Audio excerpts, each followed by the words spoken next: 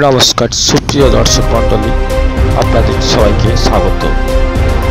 এই আবহাওয়া দপ্তর সূত্রের খবর, বঙ্গোপসাগরের উত্তর ভাগে সৃষ্টি হয়েছে একটি বড় ঘূর্ণাবর্ত, যা ধীরে ধীরে নিম্নচাপে পরিণত হয়েছে এবং তার প্রভাবে দক্ষিণবঙ্গ সহ উত্তরবঙ্গে মাঝারি থেকে ভারী বিক্ষিপ্ত বৃষ্টি, সেই সঙ্গে বজ্রবিদ্যুৎ, হালকা ঝড়ো হওয়ার সম্ভাবনা রয়েছে। আর এই নিম্নচাপের কারণেই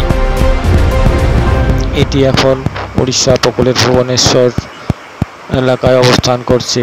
এটির অভিমুখ বাংলাদেশের দিকে থাকলেও আমাদের দক্ষিণবঙ্গ, উত্তরবঙ্গর দিকেও অভিমুখ সরতে পারে এবং তার প্রভাবেই ভারী থেকে অতি ভারী বৃষ্টির সম্ভাবনা রয়েছে। ফের আবার বন্যা রাজ্যে, এটাই আশা করছে আবহাওয়া দপ্তর।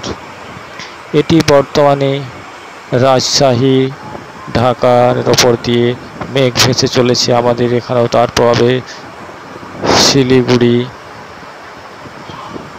আলিপুরদুয়ার, সিকিম, গ্যাংটক এগুলিতেও মেঘের দাপট রয়েছে। ভারী মেঘ আকাশে নিম্নচাপের কারণেই এটি এখন ভুবনেশ্বরের এলাকায় অবস্থান করছে। নিম্নচাপটি গভীর নিম্নচাপ, এর ফলে প্রচুর জলীয় বাষ্প ঢুকছে। এই জন্যই আমাদের এত ব্যবসা গরম।